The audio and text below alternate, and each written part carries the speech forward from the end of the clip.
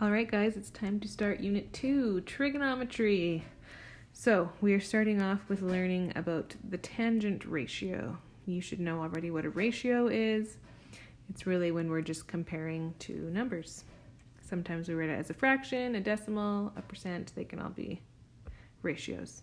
So trigonometry, specifically grade 10 trigonometry anyways, is all about right angle triangles. So all of the triangles that we are dealing with are going to have this right angle in it, 90-degree angle. Now, we have previously learned in other grades that when you have a right angle triangle, you can always use the Pythagorean theorem, which is a squared plus b squared equals c squared, and we talked about that in grade 8, how to find missing side lengths using the Pythagorean theorem. We should also know that angles in a triangle add up to 180 degrees. So if we know two of the angles, we could always find the third by figuring out what it needs to equal 180 degrees. So this first word, hypotenuse. We have used that before. We use that when we talk about the Pythagorean theorem. You should know that when we talk about the hypotenuse, it is the longest side in the triangle.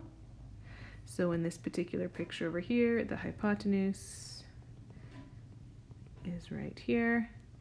It is always across from the 90-degree angle. So we're going to write that down too. Across from the 90-degree angle. So the hypotenuse is the longest side. Now in trigonometry, we always label our three sides. We have the hypotenuse, the opposite, and the adjacent. So what are opposite and adjacent? Well, that depends on which angle we are talking about. You should know what the word opposite means. You might not know what the word adjacent means, but opposite would mean on the opposite side. So in trigonometry, we always specify what angle we're talking about. So the side that is opposite is the one that is across from the specified angle.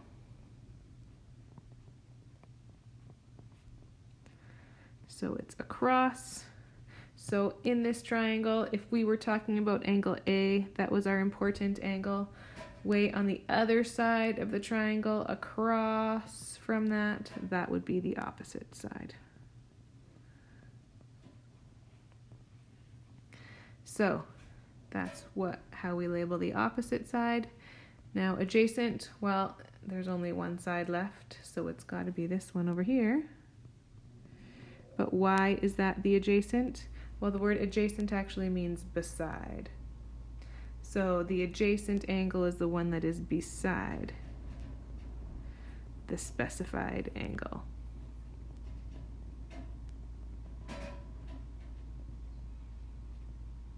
So the keyword there being beside. So every time in trig, we figure out what angle we are dealing with, and then we can label our sides: opposite, adjacent, and hypotenuse. That is the first thing that you're going to want to do in every single question. So we said this lesson was about the tangent ratio. What is that? So we abbreviate tangent with the word tan. And so we have this formula for tan. So we say tan theta. Theta is a Greek letter. It's pronounced theta. And really, it's just a variable that represents an angle. So tan is always associated with an angle. We're always talking about the ratio of two side lengths of a triangle that have a specific angle. So when we're talking about the tan ratio, what we're talking about is the ratio of the opposite side to the adjacent side. And now that you know what those words mean, we should be good to go. So if in this triangle, angle C was the important one, the one that we were talking about, the opposite, remember, is on the opposite side. So it's all the way across, and the adjacent is the one that's beside it. And this one's the hypotenuse because it's the longest side, but it's the opposite and adjacent that we are comparing in this ratio of tan. So tan theta is opposite over adjacent. That is the formula that we are going to use over and over and over. So if we were trying to find tan of angle D, so it specifies we're talking about angle D, the first thing we want to do is label our sides according to angle D. So, well, this side is the hypotenuse, opposite is across from the angle, and adjacent is beside. So if we are looking for tan of angle D, it's opposite over adjacent, which in this case, the opposite has a length of 3 and the adjacent has a length of 4. So the ratio of opposite to adjacent, the tangent ratio, is 3 to 4, 3/4, or you could say 0.75. That would also be okay. But now, if we were talking about angle F and we are trying to determine tan F, well, it's still going to be opposite over adjacent, but we're no longer talking about angle D, now we're talking about angle F, so these side labels no longer apply. The hypotenuse is still the hypotenuse, but when I'm talking about angle F, the opposite is over here, and the adjacent is beside angle F. So now our opposite and adjacent have flipped. So what was 3/4 is now 4/3 because the opposite and adjacent of angle F are different side lengths.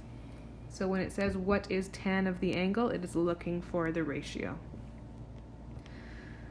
Now we can also use this formula to find different side lengths. We are going to find the side length of angle B. Oh, sorry, just kidding. Angle B would not be a side length. We're going to turn them into the length of AB to the nearest 1/10 of a centimeter. So it tells us that we have side length from C to B is 10 centimeters, and it tells us that angle C is 30 degrees. So I'm just going to fill that in, 30 degrees. And because that is the angle that we have information about, that's how we're going to determine how to label our sides. So if that's 30 degrees, that's our special angle. Then we have opposite, adjacent, and hypotenuse. Now we're looking for side AB, so that's the opposite. We have information about side BC, which is the adjacent. So opposite and adjacent, that's our tan formula. So tan C is opposite over adjacent. So first we write out the formula. That's our first step every time. Our second step is to fill in what we know. Tan of angle C, well, angle C is 30 degrees, so this is tan of 30 degrees. And the opposite we don't know, so we're going to call it x. The adjacent we do know is 10. So again, this is just like any other equation. Our goal is to get x all by itself. So we have to get rid of this dividing by 10 that's by the x. So we get rid of dividing by 10 by multiplying by 10. So we do the same thing on both sides of our equation to make sure it continues to be equal. So on the right side, all we have left is an x. On the left side, we have 10 being multiplied by tan 30. So now this is where you're going to use your calculator because you don't know what the ratio of a 30-degree triangle is for the opposite and adjacent, but that information is stored inside your calculator. Now this is the only time it matters what mode your calculator is in. You need to make sure your calculator is in degrees because we are measuring our angle in degrees. So if you have a fancy TI-84 or TI-83 Plus, you have to push the mode button and make sure that the word degrees is highlighted. If you have another kind of calculator, you'll have to figure out how to turn it into degree mode. Now the only time it matters is if you are pushing the tan, the sine, or the cos button. If you are pushing any other buttons, it doesn't matter what mode your calculator is in.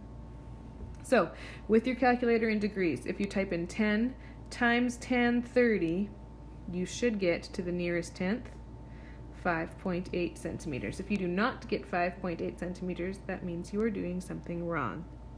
Another thing that you have to be careful of when we're typing these trig things in is the use of brackets. So in the TI calculators, when you push the tan button, it automatically opens a bracket.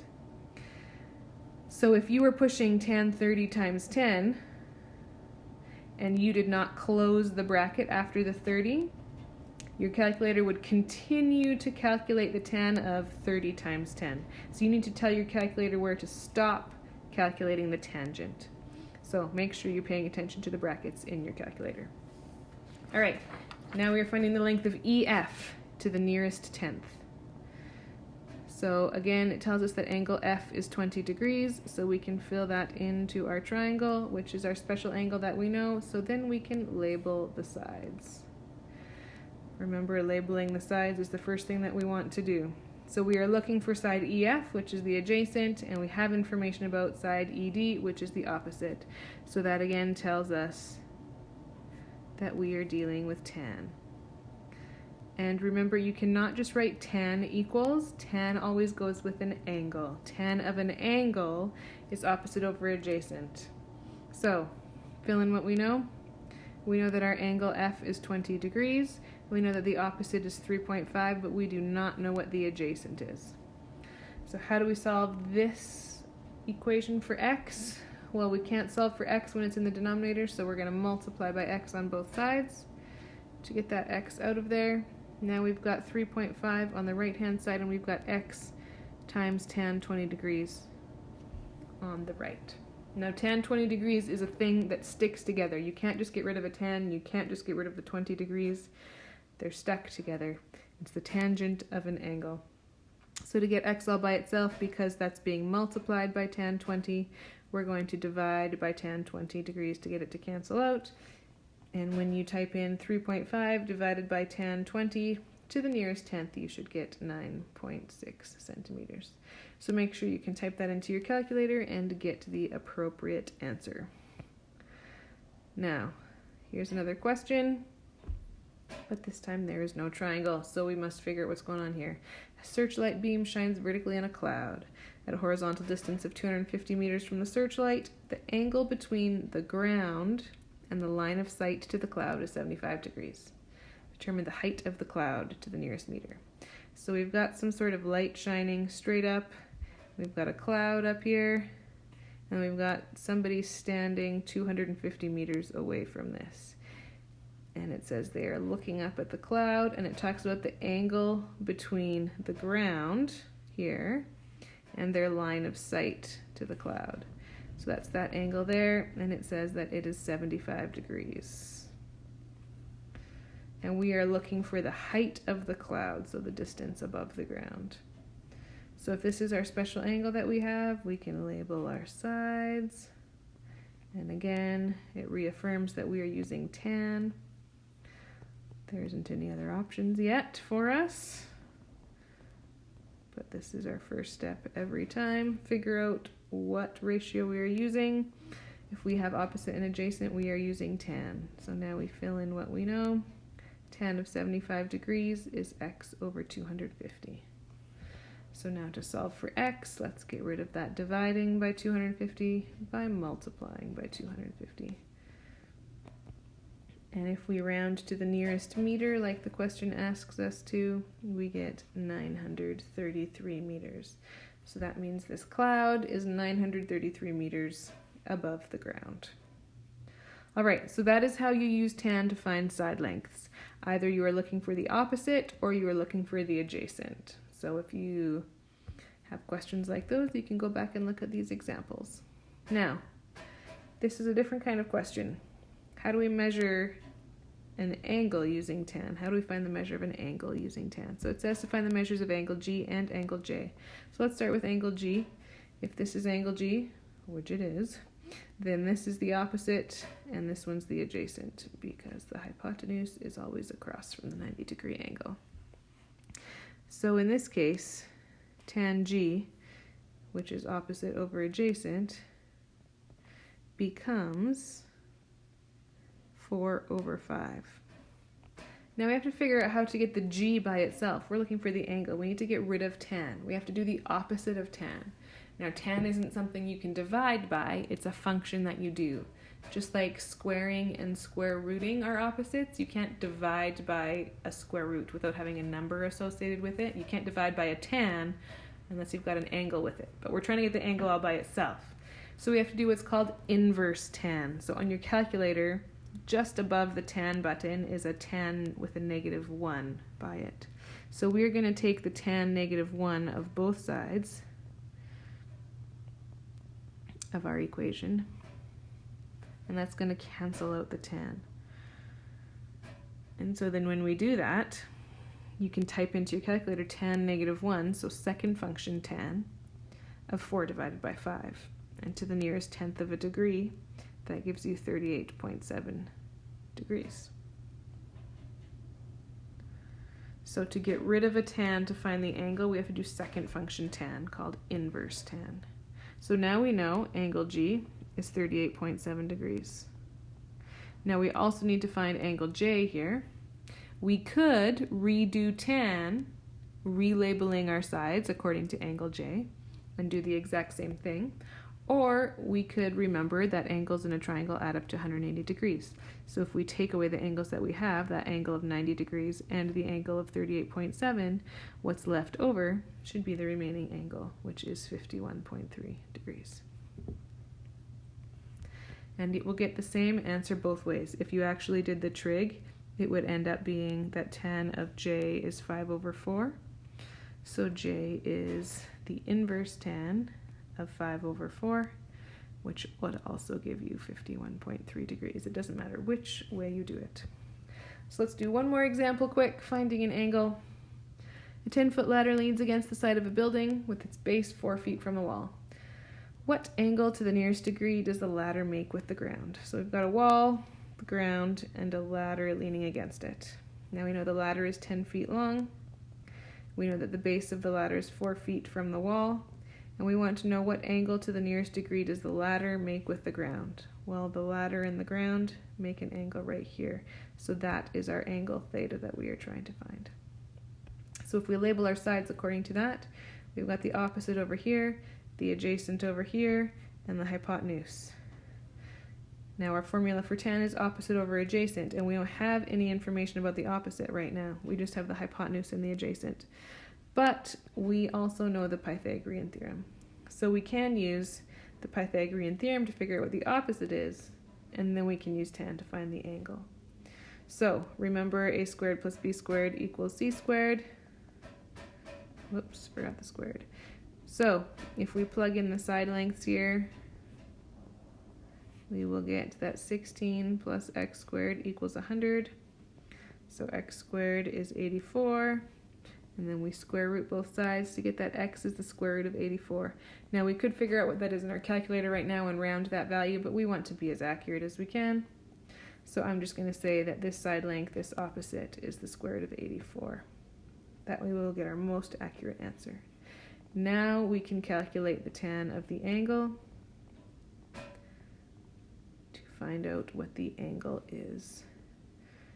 So we just calculated that the opposite was the square root of 84 and the hypotenuse is 4. Now again, to find the angle, we're using inverse tan, so tan negative 1, second function tan. The only reason you're going to use that button is if you're looking for an angle. If you're looking for a side length, you will never use second function tan. And if you type that in, you get 66 degrees. So those are the 3 types of questions. Either you're looking for the opposite, you're looking for the adjacent, or you're looking for the angle. The end.